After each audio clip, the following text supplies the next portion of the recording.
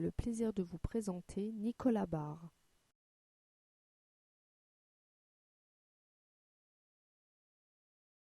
J'ai créé en 1996 une association qui s'appelle Liberté aux joueuses et qui a pour but de travailler sur l'éducation à l'égalité filles-garçons et à faire en sorte que les filles accèdent et les femmes accèdent le plus possible aux activités physiques et sportives sans discrimination, sans limite, de la même manière qu'on peut le faire pour les garçons.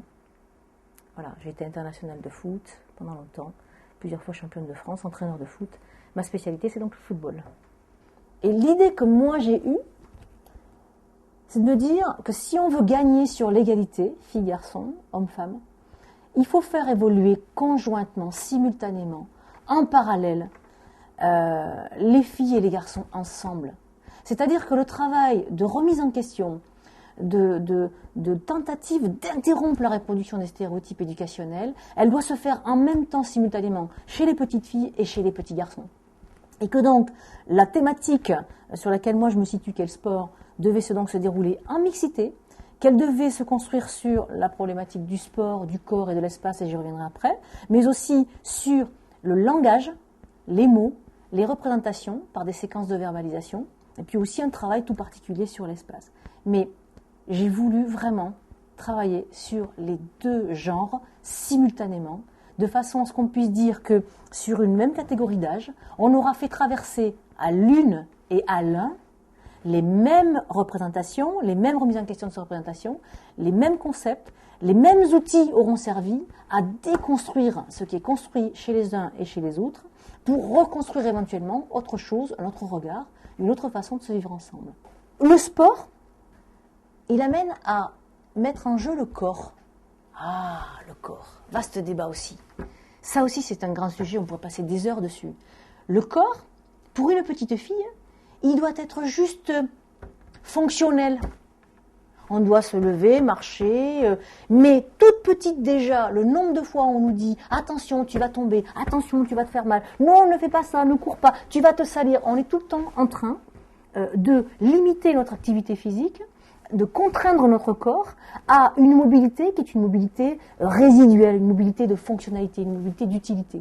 Ben, prenons un terrain de foot, terrain de rugby, ça peut être autre chose, mais prenons un terrain de foot, regardons cet espace, c'est énorme. Ça veut dire qu'avec ces petites jambes, la petite fille comme le petit garçon, ils ont les mêmes au départ, et ils sont aussi peu doués les uns que les autres, mais avec leurs petites jambes, ils ont tout un espace à concourir, ils ont des courses à faire, ils ont des chutes, ils ont des espaces pour eux immenses, immenses. Et du coup, cette petite fille qui expérimente ça, cet espace qu'elle crée avec son corps, cette conquête qu'elle va pouvoir mener là, dans le plaisir de la course après le ballon, du partage avec ses coéquipières ou ses coéquipiers, parce que c'est mixte quand ils sont petits, elle va pouvoir aussi dans sa tête l'intégrer, prendre des informations, avoir un regard large, un regard ouvert.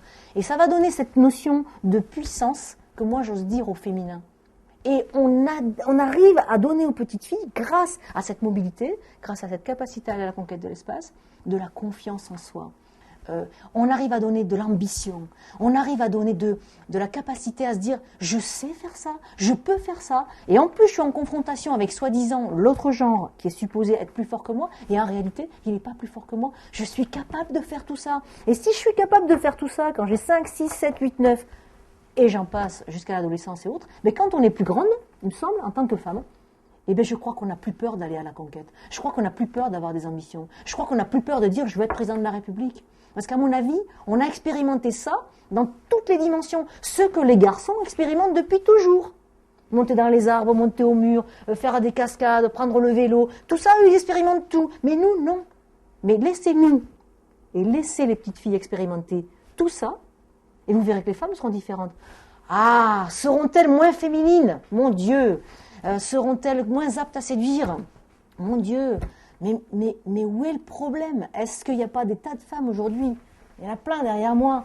Est-ce qu'il n'y a pas des femmes aujourd'hui qui ne se posent pas ce genre de questions, qui sont a priori dans les bonnes représentations d'un point de vue sociétal et qui ont quand même un corps extraordinaire, une capacité de conquête extraordinaire et qui sont construites sur des personnalités totalement épanouies? Parce que nous, ce qui nous arrive dans ces stéréotypes éducationnels, c'est qu'on nous crée du handicap. Un handicap physique et mental. Je démontre. un garçon qui prend une balle, va la jeter, il va faire tout le geste. Amplitude de l'épaule, il va se mettre debout, il va bien se positionner et il va jeter la balle. Une fille au même âge, parce qu'elle aura vécu tout ce que je viens de vous décrire, elle va prendre la balle et elle va la jeter comme ça. Vous vous rendez compte? Comme ça. Mais son épaule va bien, hein? Son muscle là est normal, les os, tout est normal, l'articulation est normale, son corps est normal. Qui est-ce qui fait qu'aujourd'hui, cette petite fille, elle fait ça au lieu de faire ça? Eh bien, c'est tout ce qu'on lui aura dit, c'est tous les interdits, c'est toutes les limites qu'on lui aura données qui font qu'à la sortie, elle a un handicap physique. Et en plus, cette limite du geste dans l'espace, elle l'a aussi dans sa tête. Et dans le cadre des ateliers que je mets en œuvre avec mon association, pour tenter d'éduquer à l'égalité simultanément, comme je dis au début de mon propos, les petites filles et les petits garçons sur un vrai chemin commun, eh bien, j'ai mis en place une fresque au mur, délibérément trop petite. Alors vous allez dire, elle est méchante, Nicole. Mais non, c'est pas de la méchanceté, c'est un test. Vous faites ce que vous voulez, vous dessinez l'activité que vous avez vécue aujourd'hui, ce que vous avez retenu, ce qu'on a dit, de la verbalisation, du jeu de ballon, si on en a fait un. Première démonstration. Elle ne traverse pas les 3 mètres qui les séparent du mur pour prendre la place qui leur revient, puisque c'est tous les enfants, peu importe, filles ou garçons. 2. Elles se sont fait griller la place. Quand elles se sont fait griller la place, elles sont tellement bien éduquées, ces petites filles, tellement polies, elles ne poussent pas pour prendre la place au mur et pouvoir faire un dessin. Deuxième barrière, qui est une barrière éducationnelle. Et 3, et là c'est encore plus triste, c'est que le dessin des garçons, il va être immense. Le dessin des filles, il est tout petit. Moi, quand je vois ça, eh bien, je suis triste. C'est une émotion qui me fait vraiment de la peine. Je me dis, mais dans cette société, on construit ça, une petite fille qui ne traverse pas un espace de 3 mètres, une petite fille qui ne prend pas sa place, et une petite fille qui fait un dessin tout petit, alors qu'elle aurait pu faire elle aussi un dessin très grand. C'est nous qui construisons ça, nous les adultes. Comment est-ce qu'on peut, aujourd'hui, et moi je ne suis pas parent, mais je m'adresse souvent aux parents en leur disant, comment est-ce que vous pouvez accepter que ce que nous sommes, nous les adultes d'aujourd'hui, les référents, les éducateurs, les enseignants, la société en général, que nous construisions ça?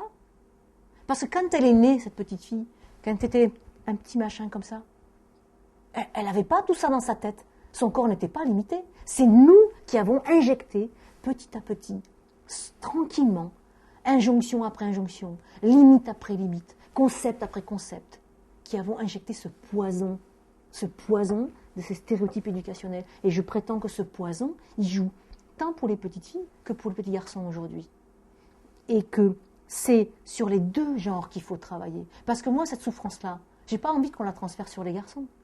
J'ai envie que les garçons, ils évoluent aussi, en même temps, de façon à ce qu'un jour, on se retrouve dans des relations d'adultes, où, je le disais tout à l'heure, on est capable de négocier, on est capable de revendiquer chacun à son niveau son plaisir, capable d'exprimer ses ambitions, capable d'exprimer ses choix, de se donner les moyens de réussir, avec ses qualités et ses défauts. On ne réagit pas si on n'est pas délibérément volontariste, déterminé, dans la constance, sur des programmes politiques forts, sur des actions menées régulièrement auprès des enfants dans un contexte qui est le plus simple à trouver, c'est l'école, sur cette thématique, et en utilisant le sport, parce que ça met en jeu le corps et qu'il y a un enjeu très fort là-dessus, notamment pour les filles, eh bien, dans 300 ans, on y est encore.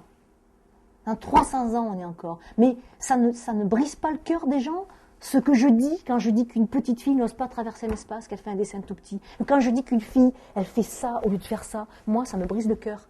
On n'est pas ambitieuse, dans le mauvais sens du terme, on ne se prend pas pour des intellectuels, nous sommes des femmes de terrain, les choses sont simples, les mots sont simples, les moyens mis en œuvre ne sont pas exorbitants, ça ne coûte pas une fortune, mais ça marche.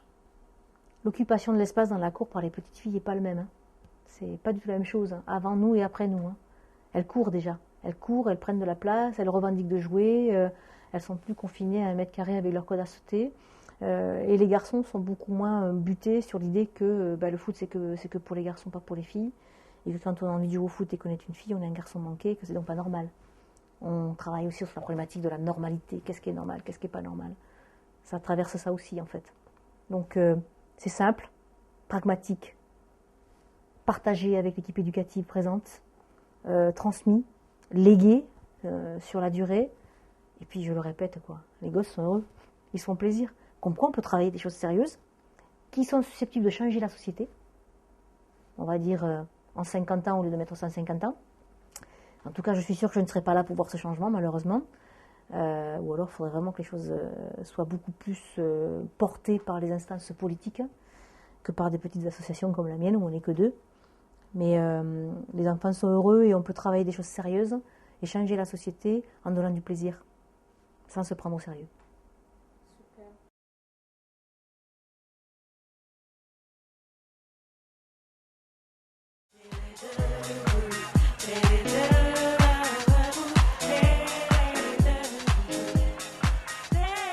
Les années 70 inventèrent la vidéo muette, les années 2010 seront celles de Télé Debout.